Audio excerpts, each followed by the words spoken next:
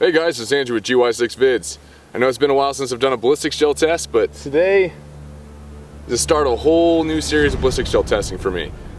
ClearBallistics.com has sponsored me as a ballistics gel tester for them. It's FBI grade quality ballistics gel. They even have documentation on pretty much every block that leaves their warehouse. Today I'm not going to be testing the comparison between two ammunitions or if one's the best or not, but I am going to be testing and showing you the difference between a hollow point round and an FMJ, or a full metal jacket round. You'll see these all over the place. People ask questions all the time, why do I need to spend so much more on a hollow point when I can spend a whole lot less on an FMJ? And I know I'm probably preaching to the choir with most of this, but the biggest difference between the two, obviously, is with a hollow point round, you're gonna have a hollow tip on the round.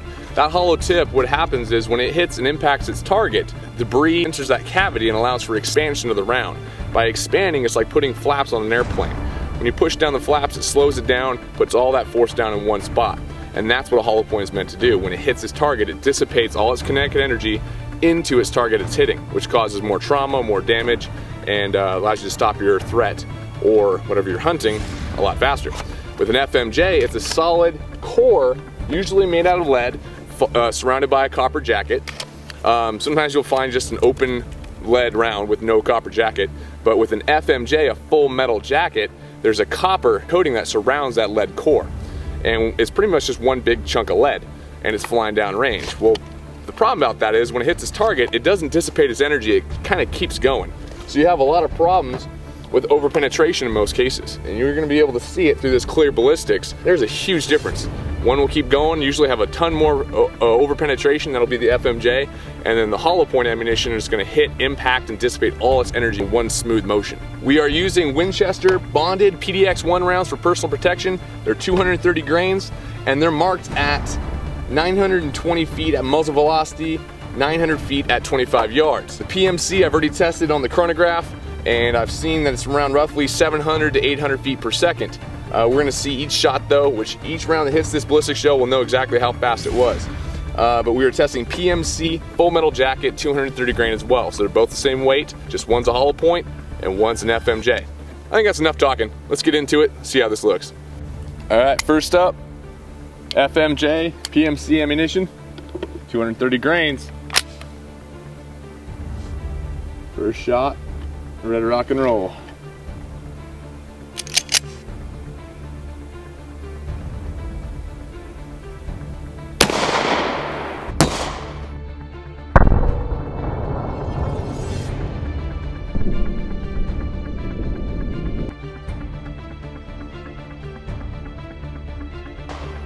All right,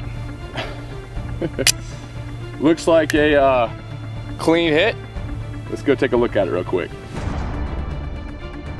So as you can tell, once the FMJ hits the ballistics gel block, there's very little kinetic energy being dumped out. It continues to work its way down the first ballistics gel block, leaving very minimal damage because there is no expansion in the round. The round just penetrates a hole all the way through. The wound channel is very minimal.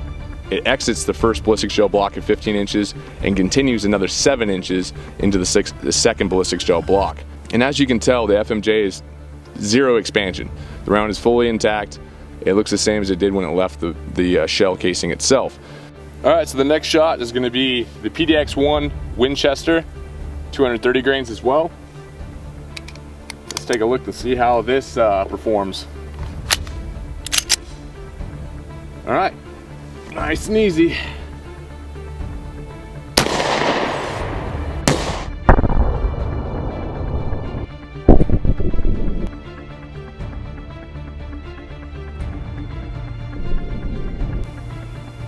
Yeah, big difference.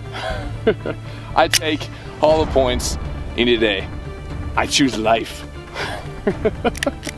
So the shot from the PDX-1 is coming in at 913 feet per second. A whole lot faster than the FMJ, but wait till you see the damage caused and where the rounds stop.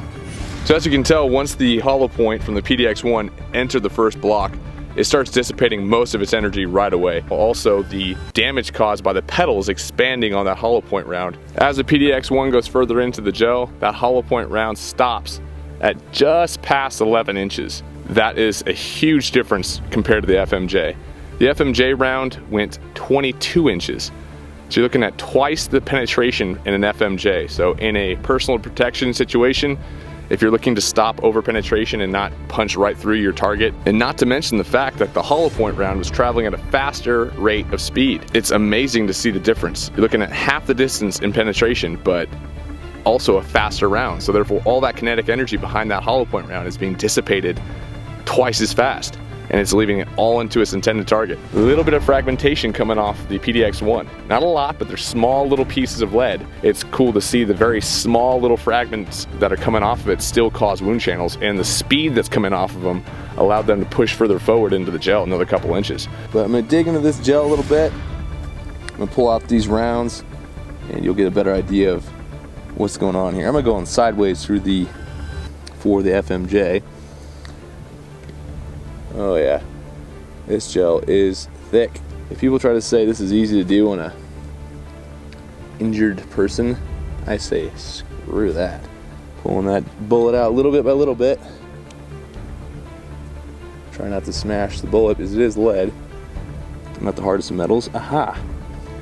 There it is. It won't fall out. Fall out. Alright.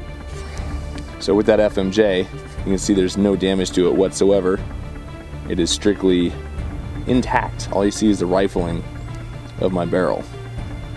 And as you can tell in the back, there is the lead core surrounded by the copper jacket. Alright, now digging into the top. Once again, I do not want anybody taking a bullet out of me, so therefore I do not want to get shot. Ugh. Then again, who does? Alright, going for the kill. Ugh. Oh yeah. Zombie apocalypse. You can just call on me to be your surgeon to pull these bullets out. Then again, a zombie's not going to shoot you. Oh man. Alright. Here is the hollow point round, PDX-1. So as you can tell, extreme expansion, about twice the size of the original bullet. Nice uniform mushrooming and pedaling. Looks like a dang throwing star. You can see as well the lead core surrounded by the copper jacket, but the thing with the PDX-1s, not all hollow points, don't get that wrong, not all hollow points are like this, but with the Winchester PDX-1s and I know the critical duty Hornady as well, are chemically bonded, so the core is bonded to the copper jacket. Alright, so those two here, FMJ, hollow point, that pretty much says it all.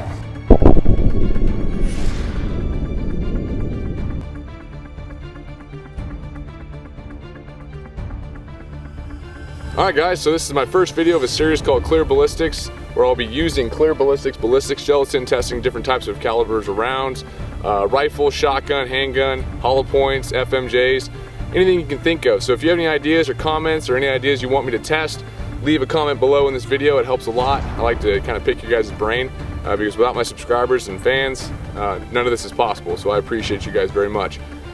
Share with a friend if you want to explain to them what an FMJ, why it's not really should be used for any type of personal protection compared to a hollow point.